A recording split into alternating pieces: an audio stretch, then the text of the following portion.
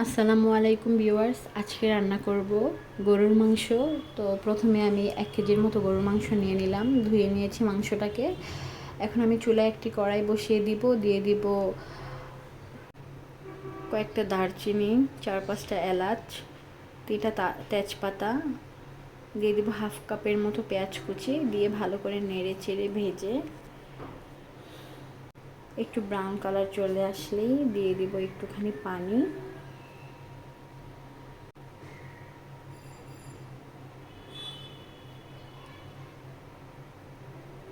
এখন দিয়ে দিব 2 চা চামচ আদা বাটা, 2 চা চামচ রসুন বাটা, 1 চা চামচ জিরা বাটা, 2 চা চামচ মরিচ গুঁড়া, 1.5 চা চামচ হলুদ গুঁড়া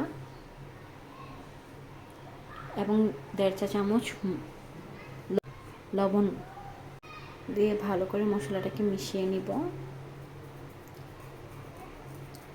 এ পর্যায়ে দিয়ে দিব একটুখানি গরম মশলার গুঁড়া, দিয়ে দিব 5-6টা লবঙ্গ, কয়েকটা কাঁচামরিচ কেটে দিয়ে দিব। দিয়ে ভালো করে নেড়েচেড়ে মশলাটাকে আমি সুন্দর মতো কষিয়ে নিব। মশলাটা কষানো হয়ে গেলে ধুয়ে রাখা মাংস দিয়ে দিব।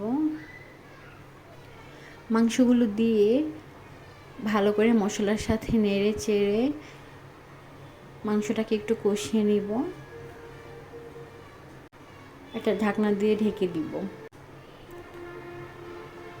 কিছুক্ষণ পর ঢাকনা উল্টিয়ে দেখা যাচ্ছে যে অনেকটাই পানি উঠে গেছে। তো এই পানিটাতে আমি ভালো করে মাংসটাকে আরেকটু কষাবো। তার আগে আমি দিয়ে দিব 2 কাপের মতো পেঁয়াজ কুচি।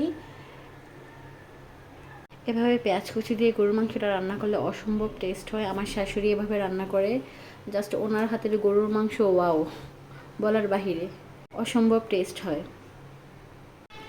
বাই দ্য ওয়ে, আমি এখন দিয়ে দিব আলু। গরুর মাংসের আলুটা খেতে আমার খুবই ভালো লাগে, এই জন্য আমি ম্যাক্সিমাম টাইমে আলুটা ব্যবহার করি গরুর মাংসে।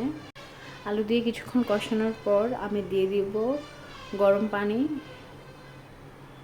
পরিমাণ মতো গরম পানি দিয়ে মাংসটাকে, চুলার জালটাকে আমি একদম স্লো করে মাংসটাকে কুক করে নিব। বলক চলে আসলে আমি চুলার আঁচটাকে একদম কমিয়ে দিব। তারপর মাংসটাকে আস্তে আস্তে অনেকক্ষণ সময় নিয়ে রান্না করব।